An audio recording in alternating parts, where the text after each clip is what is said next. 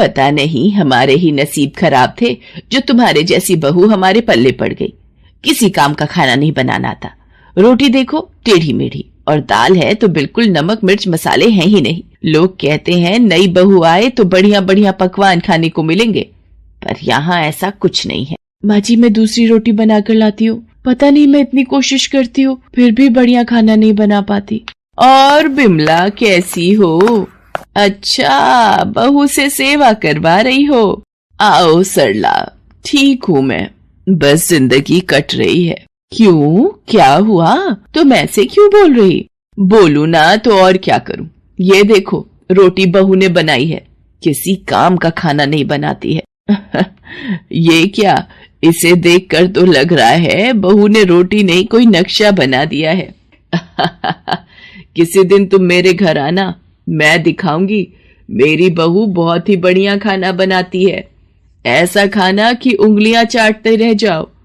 तुम्हारा पेट भर जाएगा पर मन नहीं भरेगा। अच्छा, फिर तो बढ़िया है। अगर घर में बहू अच्छी आ जाए तो समझो घर स्वर्ग बन जाता है। गौरी सास की बातों को सुनकर कमरे में आ जाती है और फूट फूट कर रोने लगती है। रोते रोते उसकी आंख लग जाती है। गौरी मेरी बच्ची, तूने मुझे याद किया? देख मैं तुझे मिलने आ गई। माँ, मैं आपको बहुत याद कर रही थी। मुझसे मेरी बच्ची का दुख नहीं देखा गया, इसलिए मुझे आना पड़ा। माँ, मुझे आपकी जरूरत है। मैं जितनी मर्जी कोशिश कर लूं, मैं वैसा खाना नहीं बना पाती जैसा सासू माँ चाहती है। मैं क्या करूँ माँ? मैं तुम्हें एक जादुई मंत्र बताती हूँ। तुम खाना बनाने से पहले 3 बार इस मंत्र को बोलना। तुम्हारे सामने बढ़िया और स्वादिष्ट खाना बनकर तैयार हो जाएगा। लेकिन तुम्हें एक बात याद रखनी होगी, अगर इस मंत्र को तुम्हारे अलावा किसी और को पता चला तो इस मंत्र का जादू खत्म हो जाएगा और जिसको खाना बनाना आता होगा वो खाना बनाना भूल जाएगा। माँ, मैं इस बात का हमेशा ध्यान रखूंगी कि मैं ये मंत्र किसी को ना बताऊं। गौरी मंत्र को मिलने के बाद खुश हो जाती है। तभी एक तेज आवाज से उसका सपना टूट जाता है।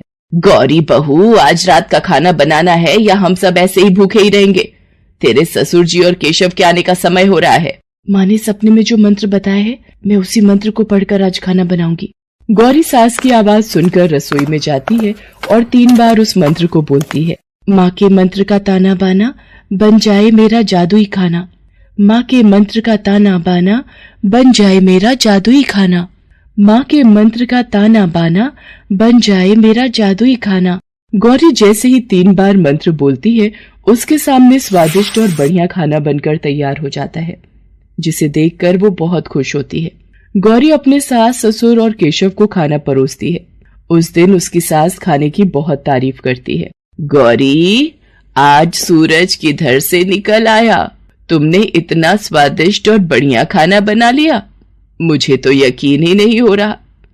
ऐसा ही बढ़िया और स्वादिष्ट खाना बनाया करो, फिर मैं भी पड़ोसन को कहूंगी कि मेरी बहू भी अच्छा खाना बनाती है। माँ, तुमने मेरी बहुत बड़ी सहायता की है। मैंने अच्छा खाना परोसा तो माँ जी बहुत खुश है। गौरी की सास भी अच्छा खाना मिलने से खुश रहने लगी थी। एक दिन गौरी की ननद पिंकी रहने आई हुई थी। पिंकी को ये बात हजम नहीं हो रही थी कि उसकी भाभी में इतना बदलाव कैसे आ गया, इसलिए वो अपनी भाभी पर नजर रखने लगी और उसने खाना बनाने से पहले अपनी भाभी को मंत्र बोलते हुए सुन लिया। अच्छा, तो ये राज है। इस मंत्र को 3 बार बोलते ही खाना बनकर तैयार हो जाता है। क्यों ना मैं भी इस मंत्र को बोलकर अपनी सास ससुर और पति को खुश कर दूं। वैसे वो तो मैं जब जाऊंगी तब करूंगी। अभी क्यों ना 1 कप चाय बनाकर देख लूं। माँ को भी दूंगी इस जादुई मंत्र की चाय। अरे, ये मंत्र बोलने के बाद तो चाय बनकर तैयार ही नहीं हुई। ऐसा कैसे हो सकता है? भाभी ने जब इस मंत्र को बोला था तो खाना बनकर तैयार हो गया था। जरूर मेरी आंखों का धोखा होगा। इतनी देर में तो मैं खुद ही चाय बना लूंगी। अरे, चाय कैसे बनाते हैं? मुझे याद क्यों नहीं आ रहा? मुझे तो कुछ भी याद नहीं आ रहा। दाल चावल रोटी ये सब कैसे बनता है? कहीं इस मंत्र की वजह से मैं खाना बनाना तो नहीं भूल गई? पिंकी फूट फूट कर रोने लगती है। इतनी देर में माँ और गौरी भी रसोई में आ जाती हैं। पिंकी, क्या हुआ? तू रसोई में खड़ी रो क्यों रही है? कुछ चाहिए था तो गौरी को बोल देती। कहीं कोई चोट भी दिखाई नहीं दे रही, फिर रो क्यों रही है? क्या हुआ दीदी, आप रो क्यों रहे हो? आपको कुछ चाहिए तो मैं बना देती हूँ, आप मुझे बोलो। भाभी, मुझे माफ कर दो, मुझसे बहुत बड़ी भूल हो गई। मैंने आपके जादुई मंत्र को सुन लिया था और उसे बोलकर मैं रसोई में चाय बनाने लगी। पर मुझे खाना बनाना याद नहीं आ रहा। मुझे लग रहा है मैं खाना बनाना भूल गई हूँ। जादुई मंत्र, जादुई खाना, मैं कुछ समझ नहीं पा रही हूँ। ये सब क्या हो रहा है? माँ जी, मैं आपको सब बताती हूँ। गौरी अपनी सास को सारी सच्चाई बताती है, जिसे सुनकर उसकी सास की आंखों में आंसू आ जाते हैं। सारी गलती मेरी ही है। अगर मैं गौरी को माँ की तरह प्यार देती और खाना बनाना सिखाती तो शायद आज ये सब नहीं होता। मुझे माफ कर दो गौरी बहू। गौरी भाभी, मुझे माफ कर दो। मुझे अपनी भूल का पछतावा है। गौरी, अब तुम्हें इस मंत्र की कोई जरूरत नहीं।